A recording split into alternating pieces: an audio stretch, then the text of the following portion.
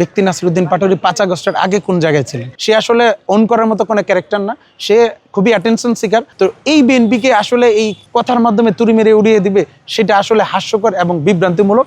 একটু নির্যাতনের মুখে কিন্তু আন্দোলনকে লিখিতভাবে মিডিয়া বিবৃতির মাধ্যমে কিন্তু প্রত্যাহার করার মতো পর্যায়ে চলে গিয়েছিলেন।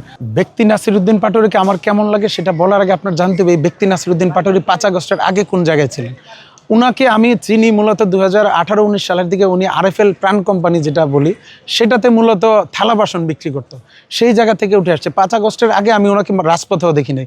উনাকে মূলত দেখা হয়েছে এনসিপি গঠন করার আগে, যেটা একটি নাগরিক পার্টি করা হয়েছিল বা নাগরিক কমিটি করা হয়েছিল, সেইখানে দায়িত্বে আসার পরে ওনাকে সেই অর্থে চিনা বা জানা। রাজপথের যে অর্জন বা পুলিশের বা আইনশৃঙ্খলা বাহিনীর গুলির মুখে ওনাকে নামতে হয়নি।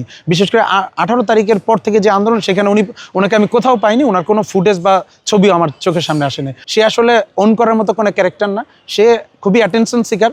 মিডিয়াতে হাইলাইটেড থাকার জন্য সে যেহেতু মার্কেটিংয়ের ছাত্র, সেই স্ট্র্যাটেজিটা ফলো করে এবং সেটাকে অ্যাপ্লিকেশন করে মিডিয়াতে হাইপ তৈরি করে জনগণের সামনে তার যে উপস্থিতি সেটা জানান দেওয়ার চেষ্টা করে।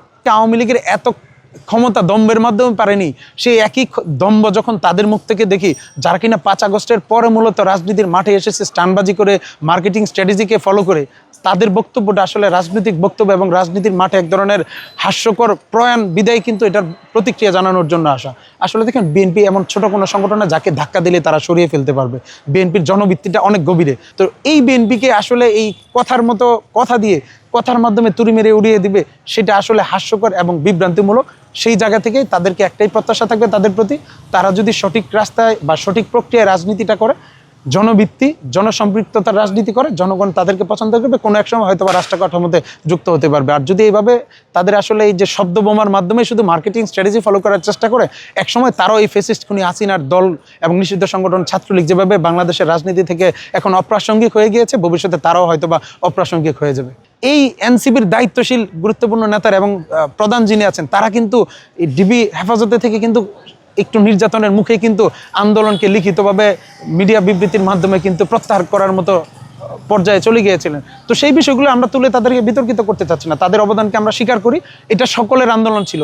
এখানে ছাত্রদল একক সংগঠন হিসেবে 145 জনের অধিক নেতাকর্মী সমর্থক কিন্তু এই জুলাই আগস্টের ছাত্রগণ অভ্যুত্থানে শহীদ হয়েছিলেন। তারপরও কিন্তু কখনো ছাত্রদল আপনাদের সামনে এসে দাবি করেনি এই অর্জনটা আমাদের অর্জন। কারো বিরুদ্ধে কুৎসার ওঠাবেন, কারো নামে মিথ্যা অপবাদ দিবেন, সেটা যদি যৌক্তিক হয়, তথ্যভিত্তিক হয়, অবশ্যই সেটা করার অধিকার তার আছে। বাংলাদেশের সংবিধান তাকে সেই অধিকার দিচ্ছে। কিন্তু আমার মনে হয় নতুন প্রজন্মের যে তরুণ জেনারেশন, জেনজি এবং আলফা জেনারেশন, তারা সেটা চায় যৌক্তিক এবং তথ্যভিত্তিক।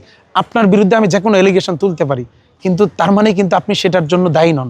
এলিগেশনটা যদি যুক্তিতর্কের ভিত্তিতে হয়, তাহলে কিন্তু আপনার বিরুদ্ধে রাষ্ট্র ব্যবস্থা নিতে পারবে।